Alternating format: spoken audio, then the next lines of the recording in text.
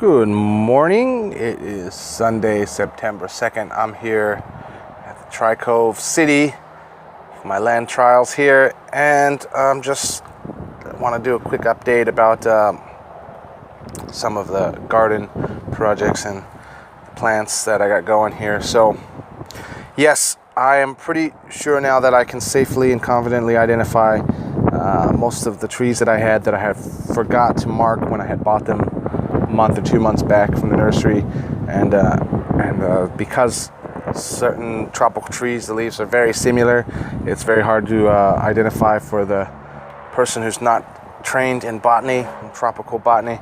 And so anyway, I think I pretty figured it out now, thanks to the internet, that the one here on the left, it's looking really healthy since I elevated it up and using the wicking system, giving the roots some breathing room, not being completely submerged in the pool there, is doing pretty good. And that, I'm pretty sure, is a mango, just based on process of elimination. And it's already getting new shoots, as you can see, since elevating last week, so that's good. So I'll probably end up transplanting that, if not this weekend, perhaps next weekend or two.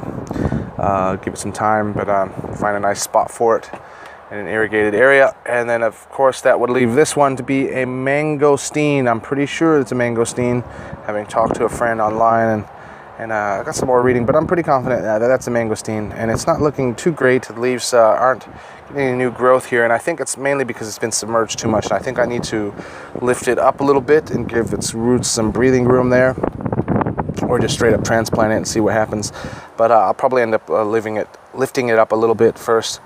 And yeah, that's a mangosteen. And of course we got some mangoes. Did I say mangoes? Melons. Melons that I've transplanted from the ground, from the patch last week, they're getting along all right. There's a lot of pest pressure for these melons, I found out here in the growing area, and even the bigger plants started getting really eaten up. And speaking of which, the biggest plants I had in the nursery, they probably are doomed, but we'll see.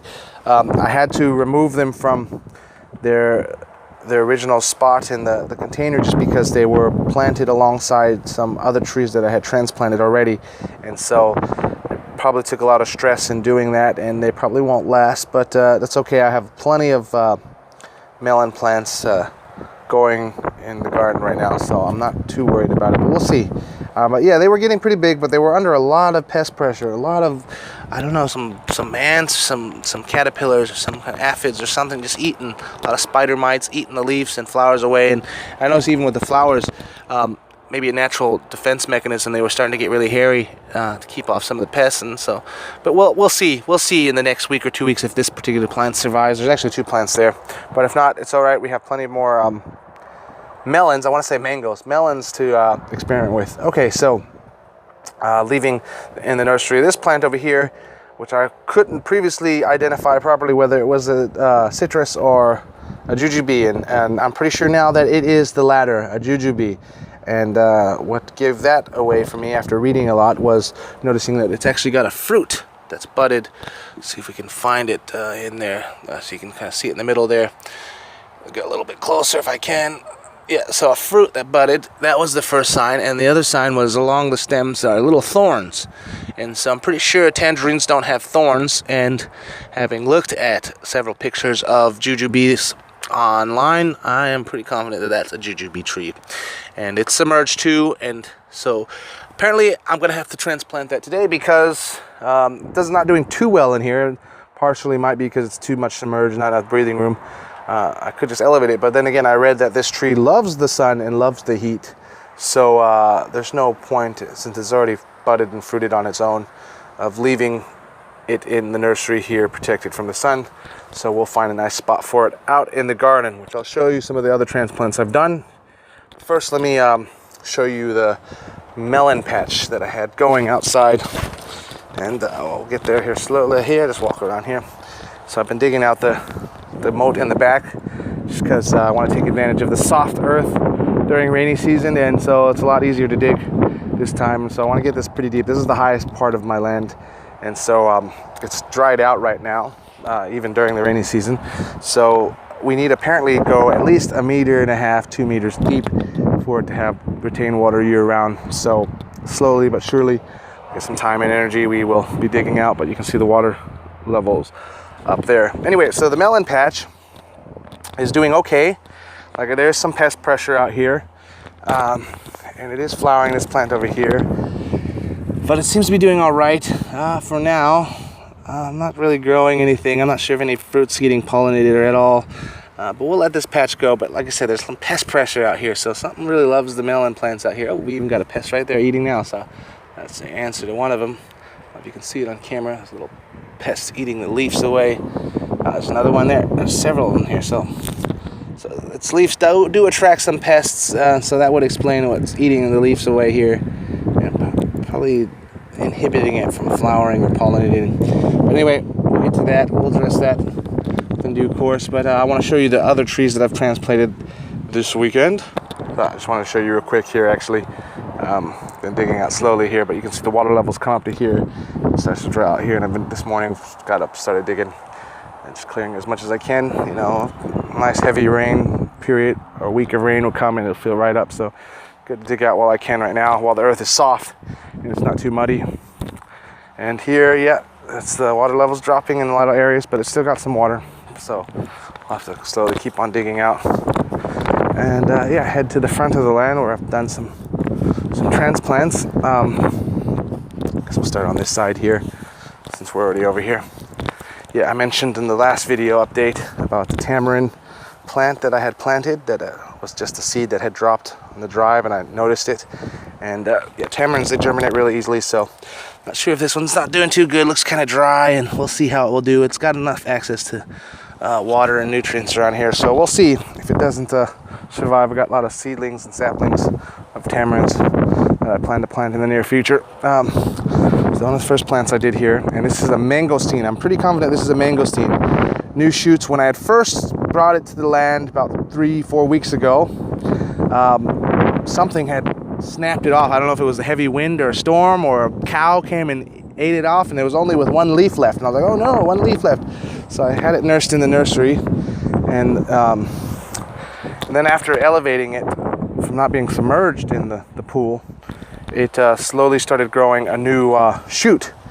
And last week, actually, I noticed the shoot became 2 leaves, and I was like, oh, great. And so, but this week I came back to the land, and the new shoots, the 2 new leaves that had grown, they weren't looking too good, looking kind of scraggly there. So I thought it was about time to transplant it and bring it out of the submerged water and into a nice little irrigated area on the land.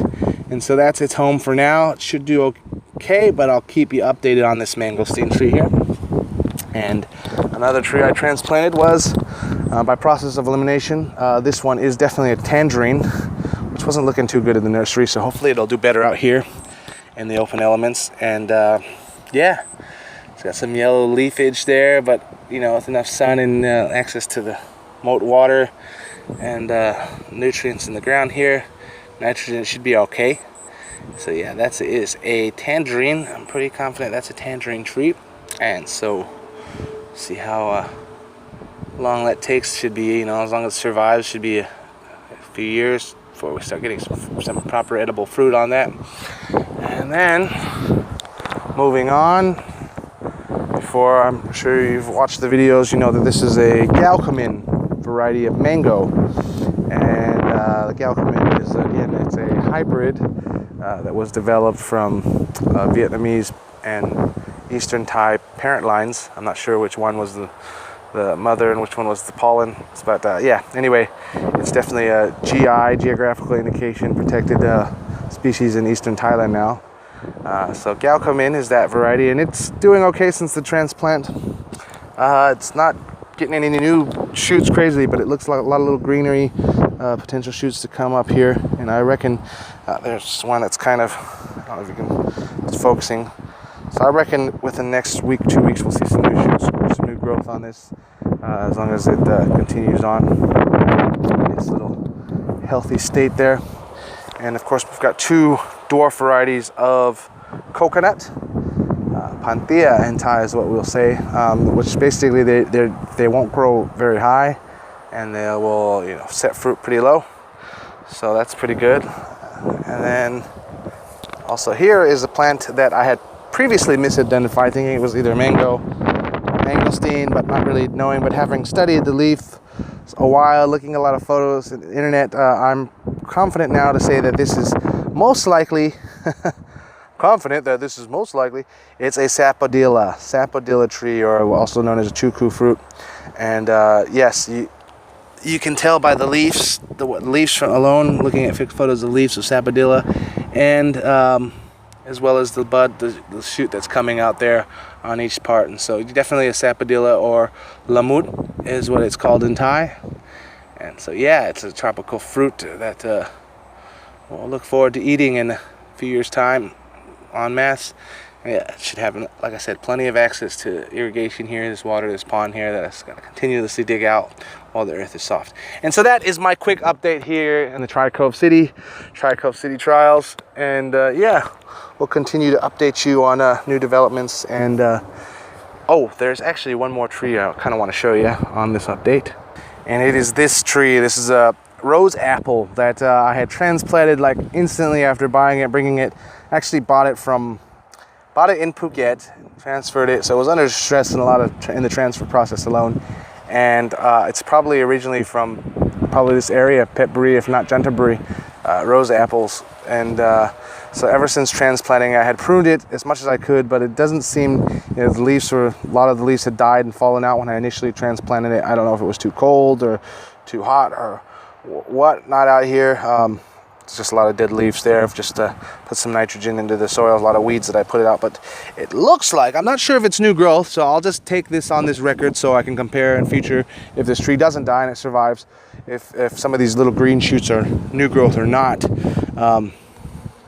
Probably not, but not looking too good. But there's some you can see at the end. So let's just, for comparison, just for future reference, we can see if the tree is getting new growth or if it's just slowly dying. So rainy season, it's the time to transplant, and if you don't have time to water and nurse your trees to health, you gotta rely on the elements. If you don't got irrigation, then rain's the way to go. But yeah, so I believe there are some new shoots. I could be wrong though. These could just be old shoots that are still green and slowly dying. We'll find out in the next update on this tree. And so with that, I will conclude this update. Till next time, check out tricovecity.com.